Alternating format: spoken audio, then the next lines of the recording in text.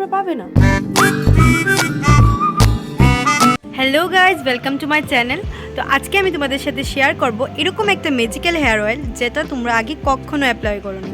আমার অনেকটা চুল পড়তো, তোমরা দেখতেই পাচ্ছ কিভাবে চুল পড়েছে, বাট এখন দেখতেই পাচ্ছ আমার অনেকটা হেয়ার ফল কমেছে। তো আজকে আমি সেটাই তোমাদের সাথে শেয়ার করব যে আমি কিভাবে হেয়ার অয়েলটা বানালাম, যেটা অ্যাপ্লাই করার পর তোমাদের নতুন চুল গজাবে, চুল পড়া কমবে, ড্যান্ড্রফ দূর হবে, আর চুল কালো ও ঘন হবে, আর অনেকটা হেলদিও হবে। তো চলো আজকে তোমাদের সাথে সেটা শেয়ার করা যাক। এই হলো যে জিনিসগুলো তোমাদের লাগবে। প্রথমে এখানে আছে মেথি, এটা হলো কারি পাত্তা, এখানে হলো আদা, এখানে হলো পেঁয়াজ কুচি। এই দেখো পেঁয়াজগুলোকে আমি টুকরো টুকরো করে কেটে ফেলেছি, সাথে পেঁয়াজের খোসাগুলোও রাখতে হবে। এখানে নিয়েছি আমি কাঠবাদাম, এটা হলো অ্যালোভেরা যেটাকে আমি ছোট ছোট করে কেটে ফেলেছি, এটা হলো পুদিনা পাতা, এটা হলো ভৃঙ্গরাজ পাতা, এটা হলো লাল জবা, আর এখানে নিয়েছি লাল জবা ফুলের পাতা, আর সাথে নেব এখানে আদাও কয়েকটা টুকরো করে আমি রেখে দিয়েছি। তো এবার চলো বানানোর প্রসেসটা তোমাদের সাথে শেয়ার করা যাক। তো একটা বাটির মধ্যে আমি প্যারাশুট কোকোনাট অয়েল নিয়ে নেব। শীতকাল পড়েছে তো তাই তেলটা জমে গেছে। তারপর আস্তে আস্তে সবগুলো জিনিস দিয়ে দেবো। এই দিলাম লাল জবা ফুল, তারপর দিলাম কারি পাতা, তারপর দিলাম পুদিনা পাতা, তারপর দিলাম ভৃঙ্গরাজ পাতা, দিয়ে দিলাম মেথি, তারপর দিয়ে দেবো আদা, তারপর দিয়ে দেবো অ্যালোভেরা, তারপর দিয়ে দেবো জবা ফুলের পাতা, সবার শেষে দিয়ে দেবো পেঁয়াজ। এবার ভালো করে এটাকে নাড়িয়ে নেব। এটা আস্তে আস্তে হতে থাকো, কিছু মিনিট পর নামিয়ে নেব। তো তেলটা হয়ে গেছে, এইবার এটাকে নামানোর পালা। তারপর তেলটাকে ভালো করে ছেঁকে নেব। এরম তো ভালো করে ছেঁকে নেওয়ার পর এবার তেলটাকে রেখে দেবো ঠান্ডা হওয়ার জন্য। যখন ঠান্ডা হয়ে যাবে তখন একটা বয়ামে আমি ভরে নেব।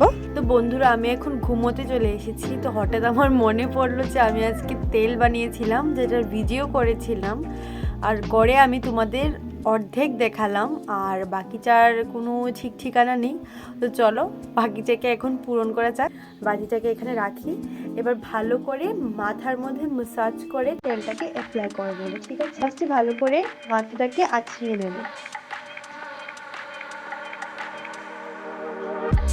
শ্যাম্পু দেওয়ার পর না চুলের মধ্যে তেল দেওয়ার ইচ্ছাটাই জাগে না, মানে ইচ্ছাটাই পুরো মরে যায়। আমার একদমই ইচ্ছা হয় না যখন আমি শ্যাম্পু করি তারপর আমি যেন তেল দিই। তো শ্যাম্পু করার পর চুলগুলো এত সিল্কিফাই থাকে, আর তেল দিলে তখন মনই চায় না। তেলটাকে আমি বানিয়েছিলাম, তারপর তেলটা অনেকটা ঠান্ডা হয়ে গেছে। ঠান্ডা হওয়ার পর এটা একদম মানে নারকেল তেলটা জানো কীরকম হয়, তারপর আবার আমি গরম করে রেখেছি।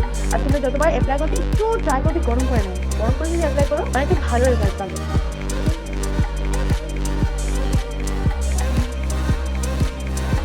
আর হ্যাঁ, যখনই তোমরা তেলটাকে অ্যাপ্লাই করবে মাথাটাকে কিন্তু ভালো করে ম্যাসাজ করে নেবে। ঠিক আছে,